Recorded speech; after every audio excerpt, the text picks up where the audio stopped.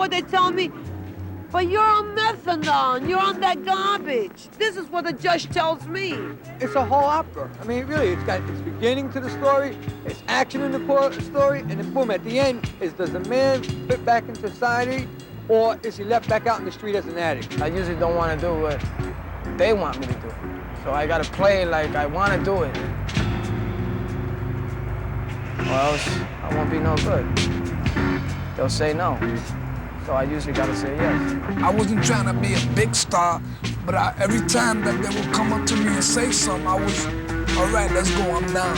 More than likely, the area that's gonna get hit the hardest would be like the village, because we have a lot of young people out here, you know? A lot of young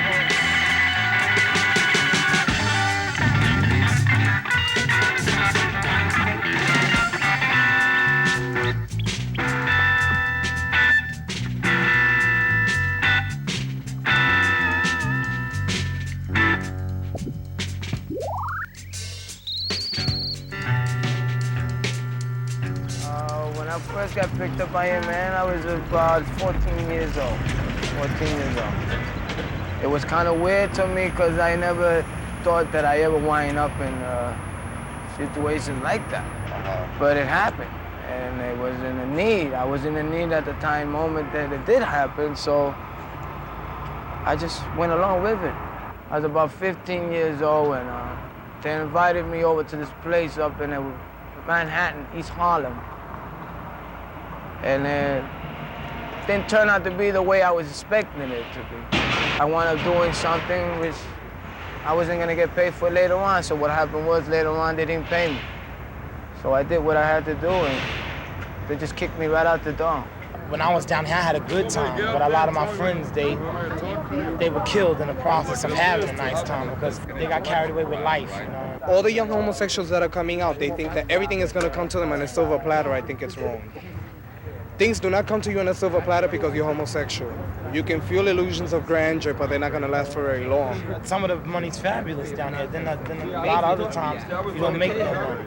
I know that from experience. It's been almost 23 years of my life. You can say 20 of them I've been doing it for a living. And it's not easy. My brother, the one that turned me out, so to speak. He brought me down here and showed me. And I always had a little femininity in me anyway. We all Yeah. I used to want to put on my mother dresses. High heel shoes. Yeah, and high Put on her perfume. Like, the little queens are the ones that carry on and insult people. Then the poor hysterical clones are the ones that get beat. I mean, we're the ones that carry on, really. I mean, I'm a queen myself. I sometimes see myself playing two parts of a role. I'm playing one that I'm a macho man, and the other one I'm playing that I'm not. So I don't know what part am I playing.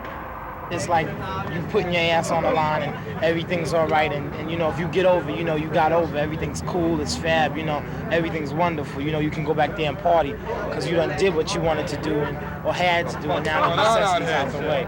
You can go and get everything done and just chill out. How old are you? 14. 12. Stop. Wait a minute, we get on come to random numbers. Come on the truth. Up of the truth. You're 14 on the up and up. What year was you born? 60.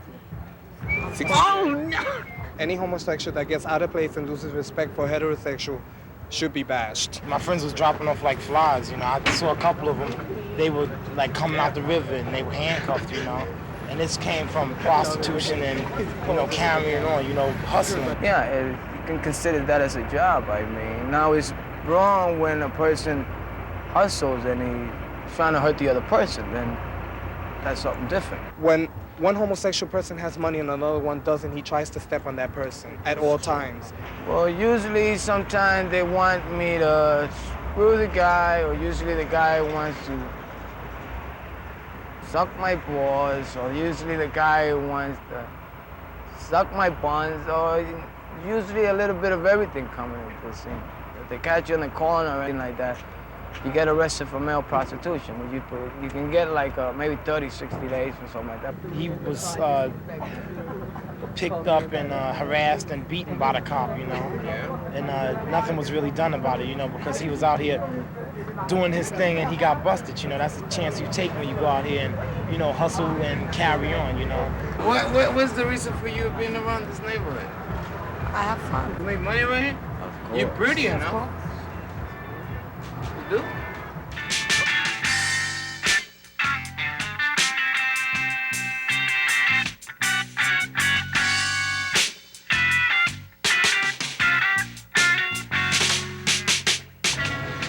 Now, I can show you tracks, but that's not what I'm here for. I'm here to interview what my life been through. I'm gonna give you some of the scenes I was born and raised with. First of all, I grew up to be a monster, because then I went to jail.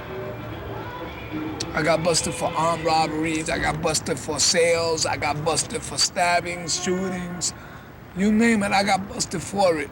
If it wasn't me, it'd be another big deal. If it had to be somebody to get shot, I shoot them. It won't be no difference.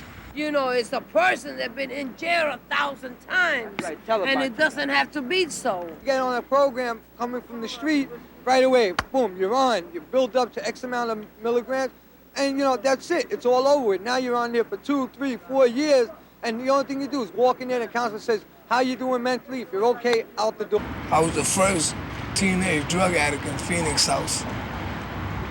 And they announced me on special TV programs. I was a graduate when I left, but when I left, I was too young. I didn't have too much of this. My mind wasn't fully pledged, and I went right back into the same things when I met my friends. So what was his alternative? Shooting heroin and ripping people off to supply his habit. Boom, let's go again and do this and do that. And let's stick this guy up and stick that guy up. Break into houses, stick up connections. The next thing is either methadone or cold turkey. How many people are really going to go through the changes of cold turkey? Why did the government make such a program? Why did they leave it the way it was and just leave the dope fiends on the street the way they were before? I like things where more exciting. I was young and I wanted to be in a thing where more exciting, where I could hold a machine gun to a guy's head and say, hey, this is it.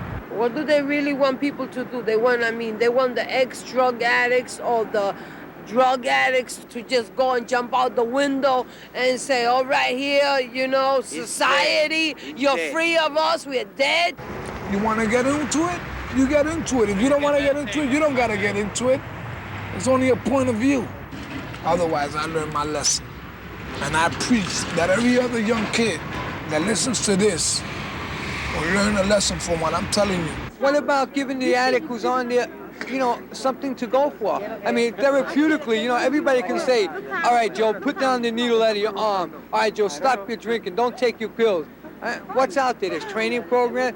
But when the guy comes out and he does clean himself up, he's back to square one. People look at you, they say, you're in a methadone program? That's worse than heroin. They look at you even lower than when you was a junkie. They expect to see you, you know, oh shit. They look at you like if you was garbage, like if you're shit. It has been said that a methadone patient is twice as deadly than a heroin addict. He's more likely to kill somebody to get them methadone than it would somebody shooting dope. And believe me, That's not true. There aren't any withdrawal symptoms to methadone, and that's the reason why it's been used. there isn't. No. Did you go through it yourself? No, I've been straight all my life. I've never been an addict, but I've done a great deal of research and study on this on my own. One thing I happen to have found out is that methadone is a means by which people can get off the deadly habit of heroin. Yeah, they can get over it, and supervised. Right. But if the person just goes off just like that, they're going to go off the deep edge. My point was that there are no what you call withdrawal symptoms from methadone. You're wrong. Such as you They say there are withdrawal. Yes, they are. People who invented You're out supposedly with you. You're talking about to stay on these What you habits saying? forever. You see, That's not where I yes, that's what he's saying. I Where have do you as hard a come time from? getting by in life as any of you people. Where are do. you from? I don't have to have been a drug addict to be able to speak intelligently and knowledgeably about You this. got to be a liar. You cannot tell me you got drunk for 20 years. Your body has a I used drugs for 20 years and I can make on 10 years. What are you talking about? feeling. You don't know how it feels. Affects the way I you live